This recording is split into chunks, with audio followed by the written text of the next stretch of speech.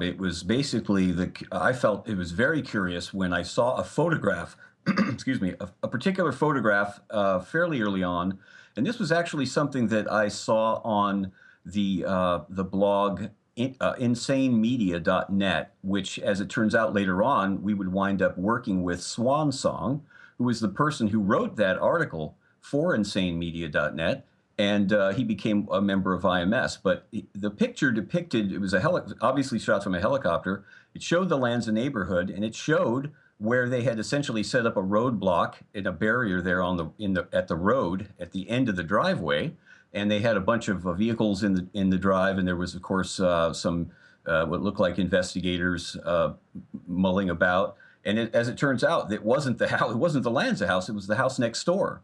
So that was that was very curious. But when I looked at some other photos that were also taken later in a series, again from above, we see that there is tons of tracks where they've just driven over the lawn at the house next door, and nothing at all to indicate anyone or any activity had occurred at the Lanzas.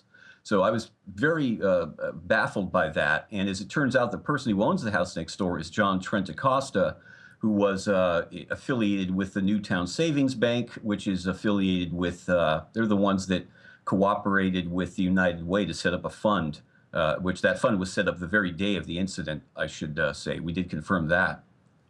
Yeah, that's a little peculiar. All this madness going around and somebody's going, wait, we got to set up a memorial fund for these people. Hey, hold on, let me take care of that. And there's been other people out there that have brought up questions. Wolfgang Halbig is another researcher that has come on the scene and had lots of questions. And he seems to get the cold shoulder anytime. He's even traveled up to Newtown to talk with people. And the cops are, in his face trying to get him out of there. He's ignored when he goes and speaks at these meetings. They look at him with indignancy, definitely. But you guys just released an article you sent me. It's a very long, I guess 2 days ago now. Sandy Hook documentary phenomenon isn't about Sandy Hook, the fortress and what's inside. What's the gist of this? What made you want to put this out? I was the person who wrote that, and I kind of think of that as a kind of a State of the Union type thing. It really just gives a real good depiction of what's been happening, because it's just been every day. We've been just astonished by the phenomenon that this has become. And I say that it's not about the details of the documentary or even about Sandy Hook. It's about really two things.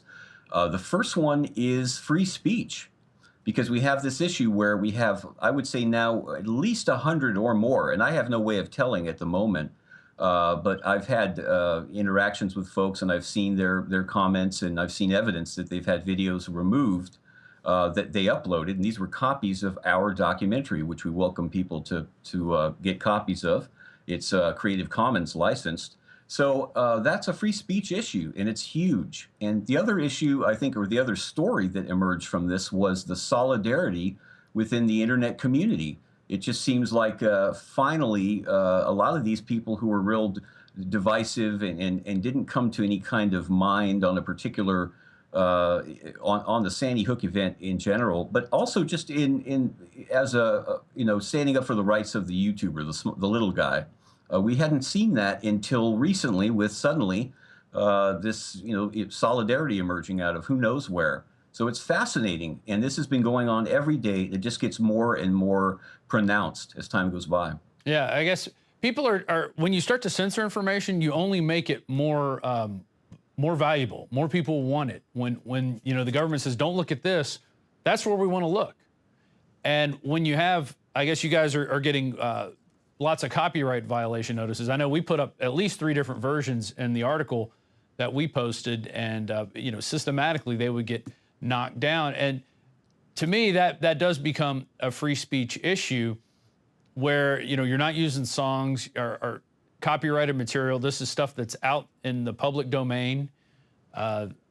News footage. I mean, you're not getting attacked by the news corporations using their footage. I mean, so what do you think is behind this to try and silence you? And why did they pick this documentary out of all the other pieces of evidence that are out there? Why do you think this is what got people so riled up? Well, I think that this one is scary in a way to them. Let's just think of it as there are some potentially perpetrators out there of this. If you want to think of it as a hoax, and I hate to even go so far as to say that, I'd like just to get just I want just the facts to be known. But I would say that if they were out there watching and they saw that a group of individuals came together in a cooperation like this, in solidarity, that would be a little more of a threat to them than if there were a lot of just individual people out there, researchers or YouTubers, that would, be producing material like this. So this is probably one of the reasons why it's, a real affront to them and a little bit frightening to them, which I'm actually very happy. It's just information, and we don't have anything in there that we're upset about or feel that we made a mistake on. There are some things that we think might be mistakes, but we certainly, our intent was good. So we're proud of what we've done, and if they're afraid of it, then that's good, I think. Yeah, Yeah, and I'd say that go any ahead. of the things that could be perceived as mistakes simply come from us not having better information. Right. And the bottom line is when we saw this stuff, Alex actually put together the report, but Alex shot it. I did the editing on it, but we said why people think Sandy Hook is a hoax, and we put this out within a day of it happening, and we just showed other instances of the media systematically lying to us. Yeah. And so we go, so why should we believe them here? And then you see in lockstep a majority of the parents, a majority of the people in the area, the government coming together and saying, it's guns. We got to get rid of guns. We got to get rid of guns. And then the amount of money that flowed into that area by people, feeling bad for this tragedy. There was lots of people out there that went, oh my God, children died. We need to do something. And they started sending money, but they also got government grants. They got a lot of money poured into that area. How much money are we looking at total now that has gone into the Newtown Sandy Hook area? I can't tell you the exact amount, but it's in the hundreds of millions, multiple hundreds of millions. Right. Yeah, that's a lot. That is a lot. And you look at other instances where they've had other shootings, and you don't see that type of outpouring of support from other people. But it seemed like, as soon as it happened, they were ready with the memorials, and people had Facebook pages set up, and there's a lot of coincidences there that just seem almost too perfect. Who in their right mind is thinking about setting up a memorial on the day of an event like this happening? Oh yeah. Or even the days before the event happened. Oh, You yeah. know, there's several instances of that where the memorials were set up in advance. Right, and you guys go into it. There's a whole section of the movie going into the caching of web pages. I want to get into the dash cam video that you guys were putting up. Mm-hmm. One, it doesn't show much of anything going on, and that's kind of a telltale sign. There's supposedly an evacuation, but you don't see many people evacuating. You see a few people milling about, and then the officers start setting up their lunch at one point on the squad car. Mm-hmm. And that to me seemed really odd. If any of these officers had seen the events which were told happened in there, to then be ready to come out and eat lunch. Yeah, that's a little upsetting to watch, and I think that was something that it was a big mistake for them to have done that.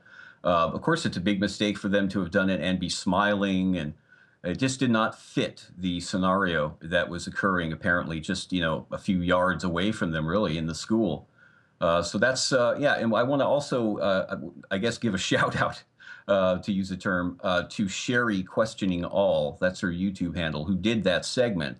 And what we found so great about her segment was it actually became the only one where she didn't do any of the material for the documentary itself. We just asked if we could take her original video done on that topic and do an edited version where we just take it and slim it down a bit and use that. And so that was how that turned out to become one of the segments. But it was just that good.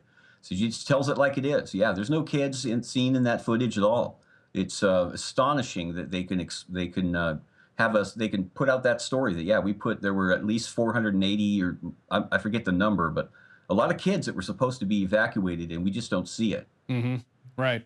And then a final piece that really was a moment for me was seeing the interior photos of the classroom where the shooting supposedly took place, and you don't see anything resembling any type of shooting. I didn't see a drop of blood. I couldn't see it from the photos that you guys put up. How many photos were there of crime of the interior of that school? QK? Yeah. Well, of the interior, there's several hundred, maybe close to 1,000, and then there's exterior photos as well. And the only place that we do see blood is in the breezeway, sort of outside of the front of the school by the hole that Adam supposedly entered. Yeah, and that could have been made by anyone. What was also interesting is, and Wolfgang Halbig pointed this out, that hole would not have been left like that if this event had happened. It would have been cleared out by somebody. Somebody would have breached the window, got rid of the remaining glass, so nobody got cut upon entry. And so that being there, and then all the cops supposedly went through the hole in the glass. They say that, and nobody's going to stop and break it out for their buddies. They're going to, maybe a giant piece of glass comes down and cuts somebody. I mean, there's so much that could go on there that just didn't follow like a basic type of protocol. Yeah, Yes. They say that some 16 cops went through that hole, but you would think it would just be one who would have done it and then gone around and opened the door for the other 15. Yeah. You would think. Well, maybe I don't even want to say a joke at this point. It's so disturbing that this stuff is out there. Do you guys have any other final comments or anything? We're gonna have, hopefully in the next segment, we're gonna have another guy who he says he's a conspiracy theorist, but he believes that Sandy Hook really did happen, and have him on with Wolfgang Halbig. That's our plan in the next segment. Do you guys have anything you want to add here in closing? Well, if I could just give a quick acknowledgement to the other participants that actually contributed to the documentary, which would be Professor Doom, Odenrock, Free Radio Revolution. I mentioned Sherry Questioning All, Sandy Hook Research, who people may know as Names Not Mary, Swan Song, and Up North of the 49th. And of course, the person whose idea this was, Mr. Stosh 314. But yeah, I think really we'd like everyone to go to our website, which is mediasolidarity.com. And that's the best place to watch the documentary. We try to keep it up. We can't guarantee it'll be there when you get there, but we're trying to keep it up. And we also want people to realize that there's a lot going on here, and to pay attention, to come to the site and to check the news for updates. This is an evolving story, and it's very interesting that we may actually make some headway towards achieving our goal of disclosure of what happened at Sandy Hook. And let me ask you this: why did you guys feel like you have to remain anonymous?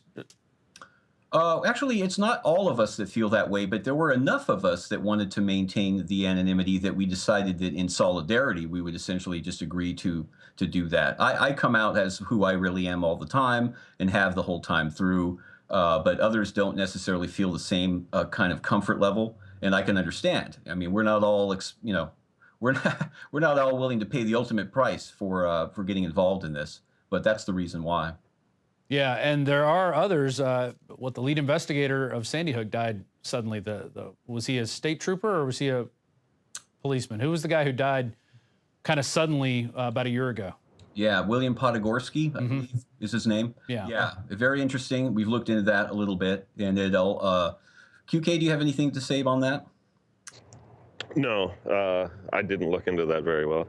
Yeah, but it's true. Yeah, and there's a photographer too, Eric Langlois or something. I don't know if I'm getting the last name right. But and there was also a real estate assessor that disappeared mysteriously. Wow. Yeah. Well, we're going to cover. We actually covered a story earlier about a reporter who went to Pakistan, got chiseled a brick out of the Obama compound, and also interviewed the doctor who was running the vaccine DNA program for the CIA, trying to track down Osama bin Laden.